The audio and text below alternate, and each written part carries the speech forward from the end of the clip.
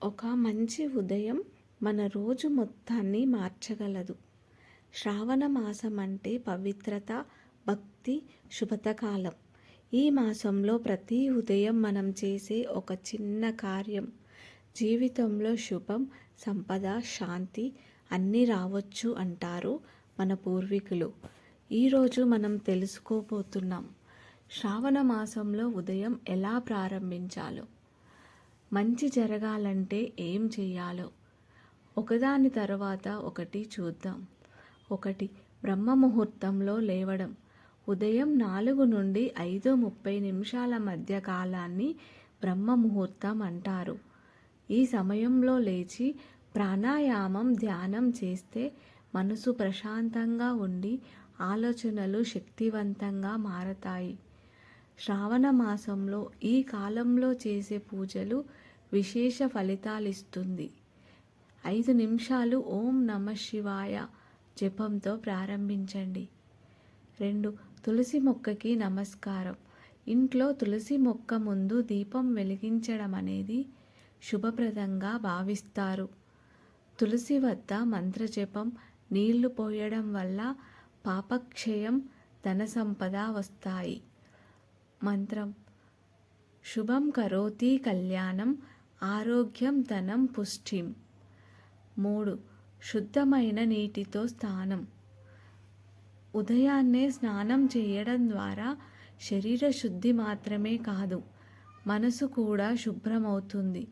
శ్రావణ మాసంలో గంగా స్నానం సమానంగా భావించబడుతుంది. నీటిలో కొన్ని తులసి ఆకులు లేదా పసుపు కలిపి స్నానం చేయండి. ఇంట్లో దీపారాధన. పూర్వపు కాలంలో రోజు ఉదయం దీపం వెలిగించడం అనే సాంప్రదాయం ఉండేది. దీపం వెలిగిన చోట చీకటి ఉండదు, అలాగే దోషాలు కూడా రావు. నెయ్యి లేదా గోమయ దీపం వాడడం విశేష ఫలితాలిస్తుంది. నిత్య పాఠం. శ్లోకాలు లేదా పురాణ పారాయణ. ఉదయాన్నే 5 నిమిషాల పాటు శివపురాణం లేదా విష్ణు సహస్రనామం వంటివి పఠించండి. శ్రావణ మాసంలో మంత్రశక్తికి ఎక్కువ ప్రభావం ఉంటుంది. ఉదాహరణకు శ్రీ విష్ణు సహస్రనామం, శివతాండవ స్తోత్రం, శ్రీ లక్ష్మీ అష్టోత్తర శతనామావళి. 6. పూజ లేదా శివాభిషేకం.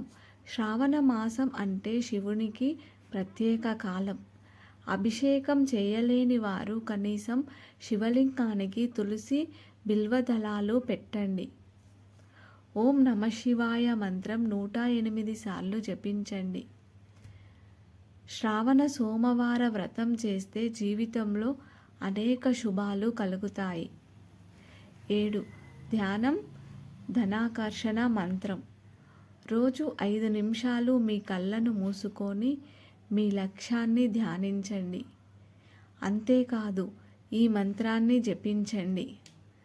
ధనమంత్రం: ఓం శ్రీం హ్రీం శ్రీం మహాలక్ష్మాయ నమః 11 సార్లు పఠించండి. 8. మంచిగా మాట్లాడడం. మీ రోజు మంచిగా ఉండాలంటే ఇతరులతో మీరు ఎలా మాట్లాడుతారు అనేది చాలా ముఖ్యమైనది. ప్రతి ఉదయం ఒక మంచి మాట చెప్పడం వల్ల ఆ శుభశక్తి మీతో ఉంటుంది. తల్లిదండ్రులకు నమస్కరించండి, వారితో ముద్దుగా మాట్లాడండి. ఇలా శ్రావణ మాసం రోజులను మొదలుపెట్టిన ప్రతి ఒక్కరి జీవితం శాంతిగా, ధనికంగా మారుతుంది. ఈ మాసంలో భగవంతుని కృప మనపై ఉండేందుకు మనం మన మనసుని శుభ్రంగా ఉంచుకోవాలి. శ్రద్ధతో, భక్తితో, నిత్యమైన ప్రయత్నంతో జీవితం ఒక్కసారి కాకపోయినా నెమ్మదిగా మారుతుంది. మీరు కూడా ఈ మార్పు కోసమే ఎదురు చూస్తున్నారా? ఈ వీడియో మీకు నచ్చితే లైక్ చేయండి. మీ అభిప్రాయం కామెంట్ చేయండి. మరియు ఇలా మనం ఇంకా చాలా మంచి విషయాలు తెలుసుకోవడానికి సబ్స్క్రైబ్ చేయండి. ఓం నమః శివాయ. ధన్యవాదాలు.